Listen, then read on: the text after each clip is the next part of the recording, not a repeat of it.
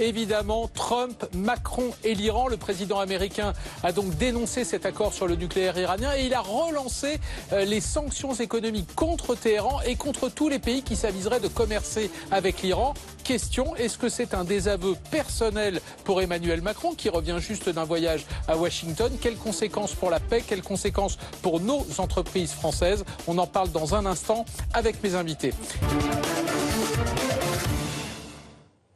Le président des États-Unis a non seulement dénoncé l'accord sur le nucléaire iranien, mais il a relancé aussi les sanctions financières contre Téhéran et contre les pays qui s'aviseraient de commercer avec l'Iran. Du coup, ça pose un certain nombre de questions. Quelles conséquences pour la paix? Quelles conséquences économiques pour nos entreprises françaises notamment? Et puis cette question politique, est-ce qu'au fond, cette décision de Donald Trump ne constitue pas une forme de désaveu pour Emmanuel Macron qui rentrait juste d'un voyage à Washington? Pour en parler ce soir, je suis avec Delphine O. Bonsoir. Bonsoir. Vous êtes députée La République En Marche de Paris, membre de la commission des affaires étrangères et présidente du groupe d'amitié France-Iran. Et je crois que vous avez vécu en Iran, donc c'est un pays que vous connaissez bien. À vos côtés, Gérard Vespierre. Bonsoir. Bonsoir. Vous êtes chercheur associé à la Fondation d'études pour le Moyen-Orient. Anne Bagameri, bonsoir. Vous êtes journaliste indépendante et ex-collaboratrice à l'International New York Times à Paris. Et Anne Rosencher, qu'on connaît bien, directrice déléguée de la rédaction de l'Express. Avant de vous entendre tous les quatre, je voudrais qu'on écoute quand même un petit florilège de tout ce qui se disait aujourd'hui à droite et à gauche sur la décision de Donald Trump. Écoutez. Un désaveu d'une stratégie, c'est-à-dire qu'il a essayé, on l'a vu à Washington, d'être dans ce que moi j'appelle la calinothérapie avec M. Trump et on a vu que ça ne fonctionnait pas. Emmanuel Macron doit bien comprendre que son fameux « et en même temps » en matière de géopolitique ne sera pas tenable. Donc je trouve qu'aujourd'hui la France s'est prostituée, s'est humiliée dans la relation avec les États-Unis et tout ça pour rien, puisque en fait M. Macron a été absolument incapable d'infléchir en quoi que ce soit la position des États-Unis sur les dossiers internationaux. Un Donald Trump sur le perron de la Maison-Blanche en train de tenir par la main le président de la République française, sauf que depuis hier soir, il ne lui tient plus la main, il vient de la lui tordre, il lui a tordu le bras. Ce qu'on a voulu nous mettre en avant, finalement, c'est tout simplement un bras d'honneur de la part de Donald Trump à son ami Emmanuel Macron.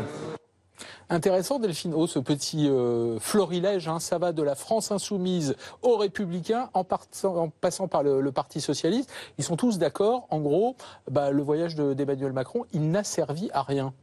Alors la critique est facile, mais elle est vaine. Si Emmanuel Macron n'avait rien fait, il était resté inactif à Paris, on lui aurait reproché exactement la même chose. Donc je pense qu'on ne peut pas lui reprocher d'avoir essayé. Effectivement, aujourd'hui c'est un échec, il faut le reconnaître. Le président Macron n'a pas réussi à convaincre le président Trump, mais ceci dit, c'est une relation de long terme qui construit. Et quand on a un peu d'expérience en diplomatie, on sait que les résultats n'arrivent pas tout de suite. Pour rappel, il a fallu 12 ans pour arriver à cet accord nucléaire. Si au bout de 6 mois ou 1 an, on avait baissé les bras, on n'y serait jamais arrivé. C'est vrai, mais je vous interromps parce que souvenez-vous quand même de ces images qu'on a vues de ce voyage à Washington, le président américain, le président français, ils étaient absolument main dans la main, quasiment, on sentait bien qu'il y avait une incroyable complicité et on croyait que finalement de ce voyage sortirait quelque chose de plus positif. Et donc on est en droit de se demander, c'est en tout cas ce que dit l'opposition, si au fond cette séduction diplomatique ou cette diplomatie de la séduction, elle n'a pas montré ses limites en l'occurrence. Je crois que le président Macron n'a jamais fait de fausses promesses. D'ailleurs, il l'a dit à des reporters en partant de Washington, il a dit je pense que Donald Trump fera ce qu'il a dit qu'il fera pendant la campagne électorale. Il ne faut pas oublier que c'était une promesse de campagne électorale qu'il avait fait. Donc c'est aussi une question de politique intérieure pour Donald Trump. Donc il ne faut pas s'apesantir sur cet échec pour le début. On va continuer de parler aux Iraniens. D'abord ça, c'est ce qui est très important. Dans les prochaines semaines, il va y avoir des négociations entre les Européens qui restent dans l'accord, les Russes et les Chinois et les Iraniens d'autre part. Et nous continuons aussi de parler aux Américains. Il n'y a pas que le sujet iranien qui nous lie aux Américains. Anne Bagameri, vous connaissez bien évidemment la scène politique américaine. C'est injuste ce procès qu'on fait ici à Emmanuel Macron sur le thème. C'était bien la peine en gros d'aller se faire des mamours avec le président américain si pour à l'arrivée ne rien obtenir. C'est injuste ce procès? Non, je partage entièrement l'avis de mon partenaire du plateau. Je crois qu'Emmanuel Macron est beaucoup trop malin pour croire qu'effectivement en allant aux États-Unis, en dînant à Mount Vernon, en prononçant quelques discours que ce soit, qu'il allait convaincre Donald Trump à renoncer à une promesse de campagne. S'il y a une chose que Donald Trump tient absolument à accomplir, c'est de tenir ses promesses de campagne. Ceci dit, je crois très franchement, en regardant de près et de loin le voyage d'Emmanuel Macron aux États-Unis, je crois qu'il a réussi une chose, c'est de mettre en avant, surtout avec son discours au Congrès, l'idée du multilatéralisme, de l'internationalisme et de mettre la France vraiment en tête de cette discussion. Et de faire une comparaison avec le manque d'internationalisme et de multilatéralisme de Donald Trump qui est en pleine vue aujourd'hui. Alors Gérard Vespierre, on vient de le voir, effectivement, Donald Trump, il veut d'abord respecter une promesse de campagne, il veut défaire aussi ce que Barack Obama a fait, c'était le cas de cet accord sur le nucléaire iranien. Est-ce qu'il n'a pas d'autres idées derrière la tête? Est-ce qu'au fond, il n'y a pas l'idée d'aller tenter de déstabiliser l'Iran, la scène politique iranienne, de fragiliser les modérés, peut-être de redonner un petit peu plus de force aux ultra-conservateurs? Ce serait cynique, mais ça peut être une hypothèse. Il y a des présidents qui passent et puis il y a une politique américaine. La politique américaine, elle était de tout faire, de tout entreprendre pour que jamais l'Iran n'acquiert l'armement nucléaire, l'armement atomique, parce que c'était une déstabilisation, pardonnez-moi l'expression, mais une réaction en chaîne à nouveau au Moyen-Orient où d'autres puissances auraient voulu disposer de cet armement-là. Donc c'était l'objectif principal. Et l'accord obtenu par Barack Obama fait partie de ce dispositif. C'est créer un ralentissement à la fois donc du processus industriel iranien vers la bombe nucléaire et aussi une porte ouverte vers des négociations ultérieures. Donc il y a maintenant cette situation nouvelle, mais pour créer une action vraiment, il faut deux parties. Il faut une action et une réaction. Nous sommes complémentaires avec les États-Unis. Oui, mais pardon, je vous interromps.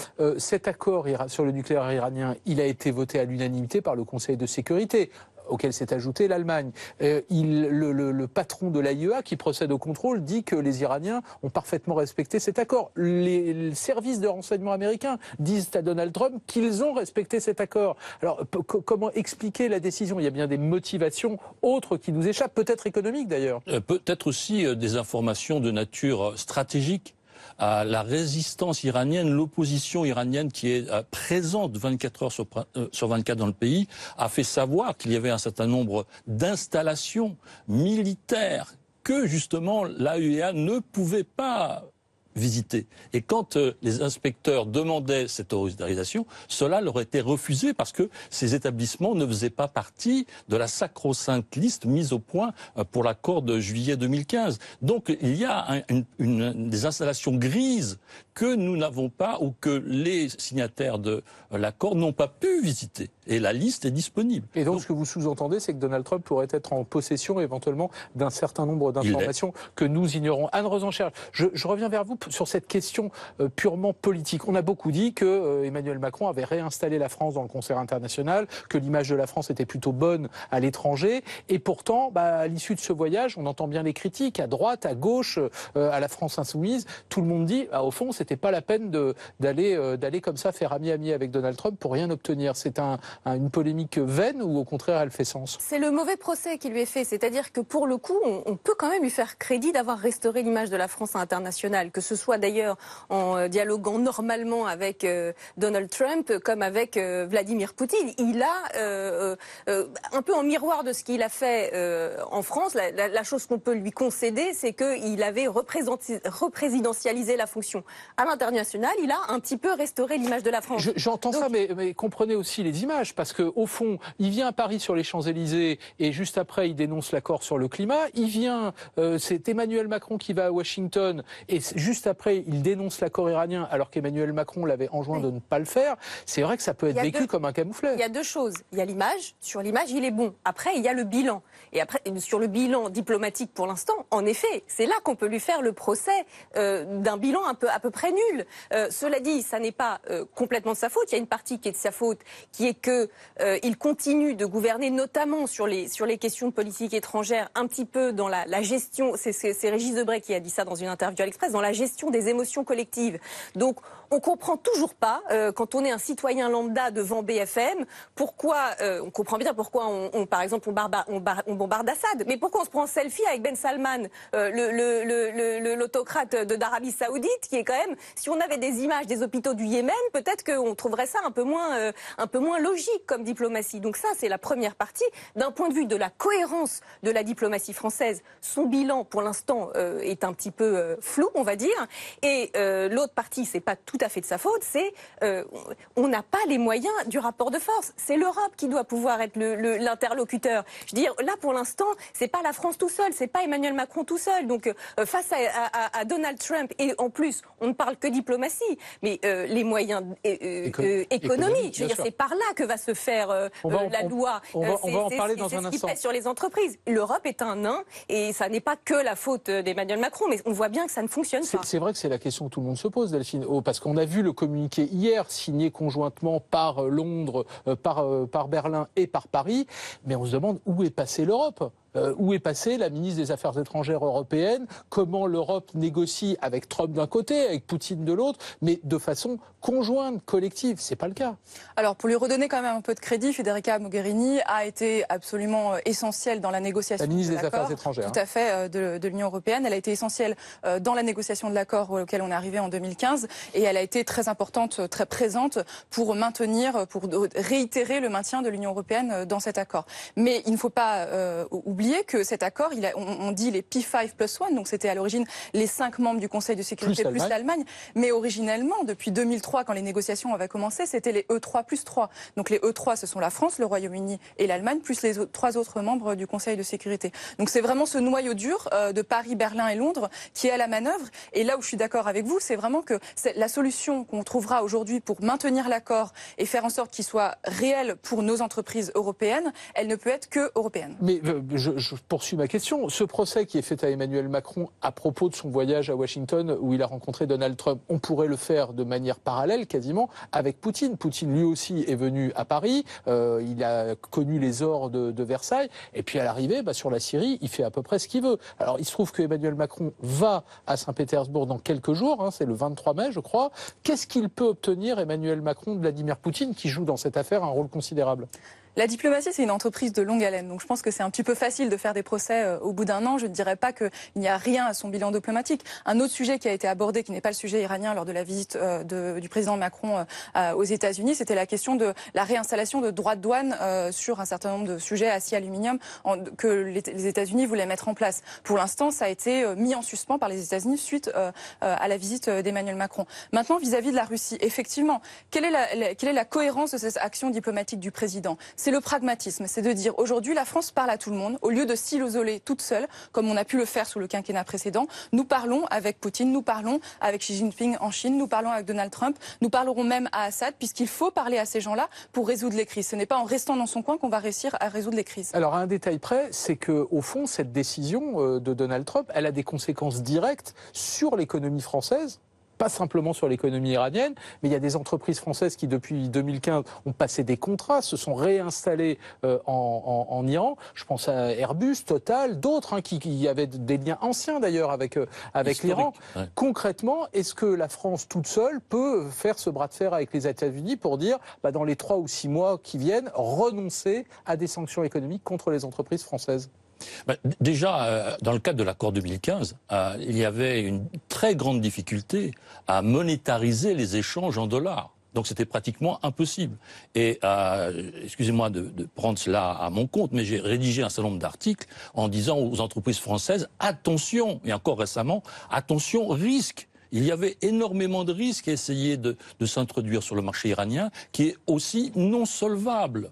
Donc non seulement les Iraniens demandent aux entreprises qui veulent exporter en Iran d'apporter une technologie, de garantir ce transfert de technologie, d'apporter le financement et quatrièmement d'essayer d'assurer aussi la réexportation vers d'autres pays de la région. C'est très compliqué. Parce que c'est une forme de chantage économique. On dit que les États-Unis étaient le gendarme du monde. Trump, il se comporte un petit peu comme le gendarme économique du monde. Est-ce que les entreprises françaises peuvent tenir leur rang et ne pas céder d'une certaine manière à Donald Trump, parce que ces entreprises qui sont présentes en Iran, elles ont des intérêts aux États-Unis. On se souvient de la BNP qui avait écopé d'une sanction, je crois, de 9 milliards de dollars pour ne pas avoir déjà respecté l'embargo en Iran. Oui, c'est sûr. Et aussi Airbus qui a beaucoup investi dans l'Iran après 2015. Et maintenant, puisque les avions Airbus comportent des pièces détachées américaines, Airbus, elle-même Oui, c'est une commande de 10 milliards de dollars. Bah oui, est impliquée. Non, est-ce que les sociétés françaises peuvent tenir le coup? C'est une excellente question. Je ne suis pas du tout en possession de toutes les données. Je sais qu'il y a que Total a déjà prononcé, c'est le PDG de Total a déjà prononcé qu'il envisageait de protéger les investissements en Iran, protéger les sociétés. Il y aura sûrement dans les jours à venir des prononcements. Pour le moment, d'après que j'ai pu lire, l'économie française et ses joueurs sont à la positive en fait. Anne Rosenchel, ils sont inquiets les patrons français? D'abord, ils sont restés assez prudents. Ils ne sont pas allés comme ça en courant investir en Iran. Ils savaient, ils sont quand même un petit peu conseillés, en effet, et ils sont restés très prudents. Donc ils n'ont pas tout mis leurs billes dessus. Mais c'est plus qu'inquiet. Il y a le on et le off aussi chez les PDG. Moi, ça fait des années que je déjeune pas tous les jours avec des PDG, mais que quand j'en rencontre certains, ils me disent en off, parce que on comprend qu'ils n'ont pas envie de fâcher les États-Unis, que c'est bon, voilà, c'est une politique d'empire qui a vraiment un effet, c'est qu'ils ne peuvent pas faire ce qu'ils veulent, investir où ils veulent, comme ils veulent, parce que la peur de la sanction est énorme. Donc face à ça, la France toute seule, bien sûr que non. Mais cela dit, on ne peut pas le reprocher aux États-Unis. Ils jouent leur propre partition. Simplement, je trouve que c'est l'Europe qui a été un petit peu naïve à chaque fois de dire les autres font du protectionnisme, c'est mal, nous n'en faisons pas. Les autres imposent une géopolitique du commerce, c'est mal, mais nous non. Et bien à la fin des fins, on est juste, excusez-moi, les dindons de la farce. Une dernière chose, Delphine O, évidemment on s'inquiète pour des raisons économiques, mais on s'inquiète surtout pour la paix dans cette région du monde. D'abord, on a compris que les Iraniens voulaient eux aussi faire vivre cet accord, c'est plutôt une bonne nouvelle. Est-ce qu'il y a un risque de guerre, notamment vis-à-vis d'Israël, où ça n'est pas à l'ordre du jour selon vous? J'espère bien que c'est pas à l'ordre du jour. On l'a vu hier, la réaction du président Rouhani, ça n'a pas été une surréaction. On avait craint que suite au retrait américain, les Iraniens se retirent immédiatement en disant nous n'avons plus intérêt à rester dans cet accord. Or, la réaction iranienne, c'est de dire nous restons dans cet accord, nous considérons qu'il existe toujours avec les 5 autres membres partis. Nous allons avoir des négociations. Lundi prochain, M. Le Drian va rencontrer M. Zarif et Mme Mogherini. Donc on va continuer à parler de cet accord. Un dernier mot, pardonnez-moi, est-ce que Donald Trump a un plan B? Parce que c'est bien beau de sortir de cet accord iranien, mais maintenant il va faire quoi? Excellente question. Et je crois que parmi tous les commentateurs qui ont dit c'était une excellente décision de se retirer de l'accord et les autres qui disent c'est de la folie, tout le monde est d'accord. Il n'y a pas de plan B. Il n'y a pas de prochaine étape. Qu'est-ce qui va arriver après? On ne sait pas. Et je parierais, je ne suis pas dans sa tête, mais je parierais que le président américain, lui non plus, ne sait pas. Merci à tous les 4 d'être venus débattre évidemment de cette question. Restez avec nous. Dans un instant, je reçois le président de l'Assemblée nationale, François de Rugy. À tout de suite.